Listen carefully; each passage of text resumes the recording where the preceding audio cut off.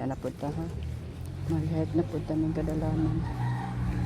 Siyempre magtaod ko og mas kay pagtigyod kaabog ni among dalan.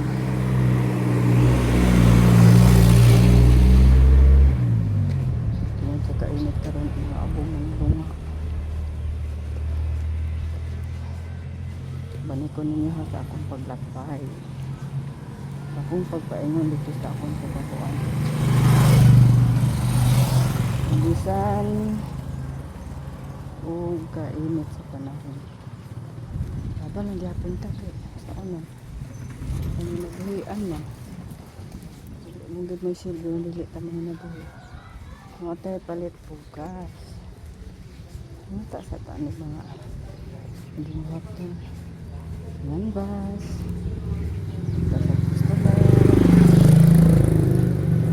Para mahalinan.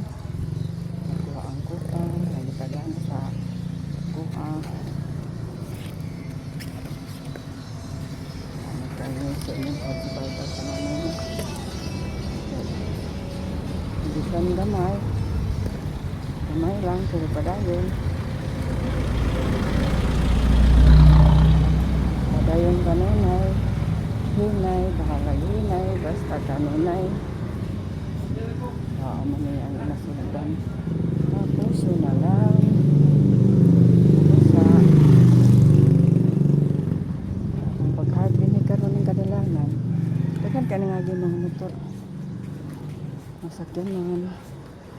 Ako maani abog ra jud. Iya. Kaya ako na basta. Ang kusog sa Ginoo na amo to.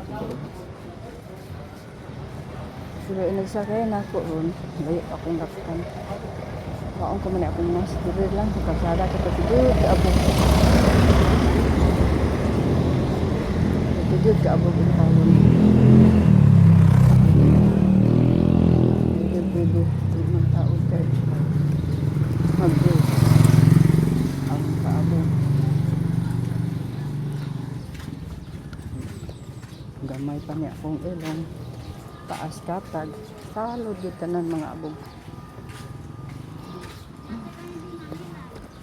Magwantahin na lang. Nanay.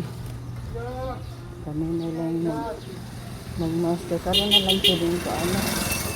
Karoon na po din mga panahon na kung kainit bitaw ang abong naa. Shout out to diha sa akong mga followers, viewers, non-followers, silent viewers. Shout out ko din sa inyong tanan. Kaya atong kainit ka rin sa panahon nga, pagkabalo ko. Kano saan tama na.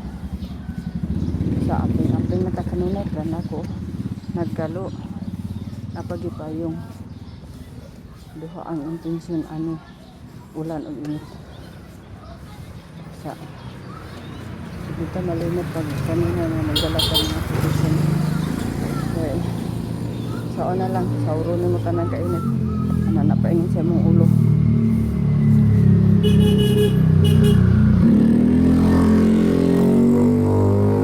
Oh, diba? Salamat kaayo sa inyong pagsubaygan. Ngayong kadalanan sa akong paglakbay. Bye-bye, good morning, God bless us all.